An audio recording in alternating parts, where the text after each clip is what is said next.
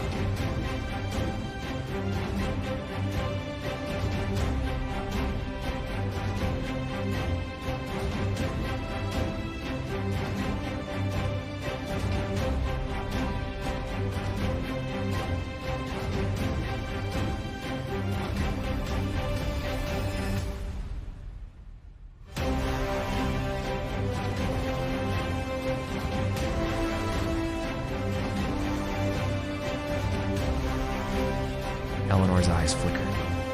I read about how you built your company from nothing. Pretty impressive. He shrugged. But I also read something strange. Eleanor slowly turned her head toward him. Daniel continued. Every article describes how strong and fearless you are, but none of them mention whether you're happy. The room felt quiet again. For the first time, Eleanor's expression changed just slightly. A shadow passed across her face. Daniel noticed, but instead of pressing further, he stood up. Well, he said softly, I'll let you rest, and he left. That night, Eleanor couldn't sleep. His words echoed in her mind. Are you happy? No one had ever asked her that before. It's not her business partners, not the media, not even her own family. They always asked about profits, investments, strategies, never about happiness. The next morning, Daniel returned as usual. He greeted her warmly. Good morning, Miss Whitmore. I brought something important today. From his pocket, he pulled out a small folded photograph.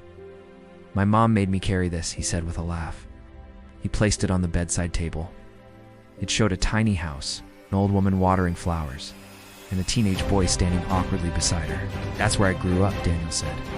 Eleanor stared at the photo. She worked 3 jobs so I could go to school, he continued.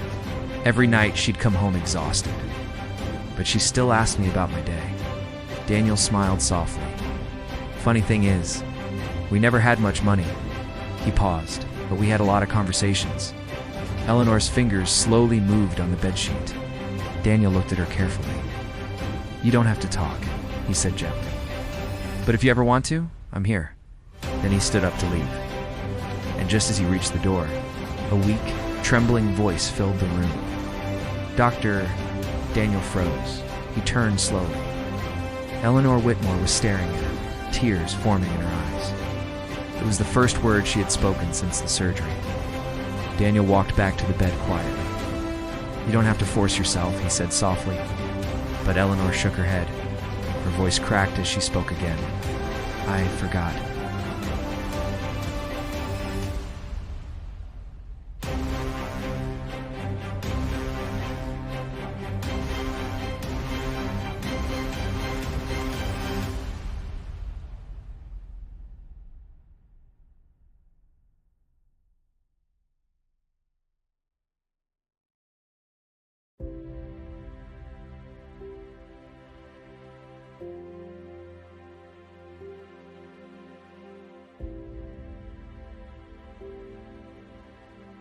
"But you did," she whispered.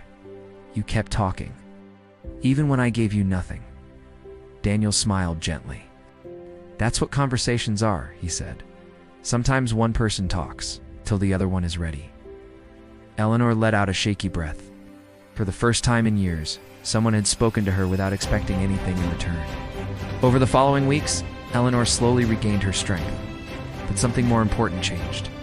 She talked. With nurses, with therapists, with Daniel. One afternoon, as she prepared to leave the hospital, she handed Daniel an envelope. "I know you're going to refuse," she said before he could speak, "so it's not money." Daniel opened it. Inside was a simple handwritten note.